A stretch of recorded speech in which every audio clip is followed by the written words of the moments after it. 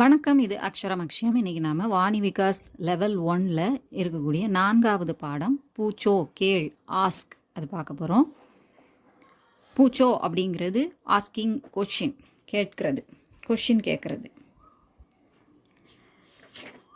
கியா என்ன, கஹா எங்கே, கைசே எப்படி, கியோ ஏன், கிஸ்லியே எதற்காக, கோன் யார், கப் எப்பொழுது. தும் क्यों हिंदी सीखते हो, நீ ஏன் ஹிந்தி கற்கிறாய். वह क्या है, அது என்ன. மந்திர் கஹா है, கோயில் எங்கே உள்ளது. यह इतना गंदा क्यों है, இது ஏன் இவ்வளவு அழுக்காக இருக்கிறது. तुम किस लिए रोते हो, நீ எதற்காக அழுகிறாய். वह कौन है, அவன் யார். तुम कैसे हो, நீ எப்படி இருக்கிறாய். मैं कितने बजे आऊँ, நான் எத்தனை மணிக்கு வர வேண்டும். तुम कब मिलोगे, நீ எப்பொழுது சந்திப்பாய்.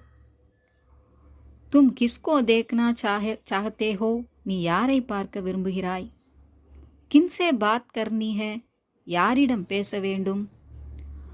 वहाँ कितने लोग हैं, அங்கே எத்தனை பேர் இருக்கிறார்கள். தும் கியா खाते हो, நீ என்ன சாப்பிடுகிறாய்.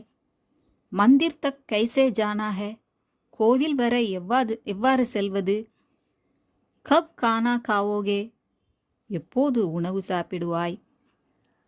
தும் கிஸ்லியே டர்த்தே ஹோ, நீ எதற்காக பயப்படுகிறாய்.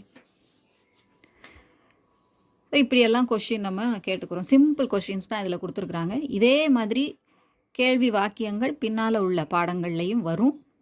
அப்போது அதுக்கு பதில் எப்படி வரும் அப்படிங்கிறத நம்ம பார்ப்போம். இதில் வெறும் கேள்வி வாக்கியங்கள் எப்படி அமைஞ்சிருக்குங்கன்னு தான் இந்த பாடத்தில் கொடுத்துருக்குறாங்க. இதுக்கு கூடவே சேர்த்து ஷப்து சீக்கேன் அந்த பகுதியில் பால்து ஜான்வர் அது கொடுத்துருக்குறாங்க. வீட்டு விலங்குகள், டொமஸ்டிக் அனிமல். குத்தா நாய், கர்கோஷ் முயல், காய் பசு, கோடா குதிரை, பக்ரா ஆடு, பத்தக் வாத்து, பில்லி பூனை, முர்கா சேவல், முர்கி கோழி, சுவர் பன்றி. இது உங்களுக்கு உபயோகமாக இருந்திருக்கும்னு நினைக்கிறேன். அடுத்து தூ நீ யூ அப்படிங்கிற பாடத்தை அடுத்த பகுதியில் பார்க்கலாம். 5வது பாடம்.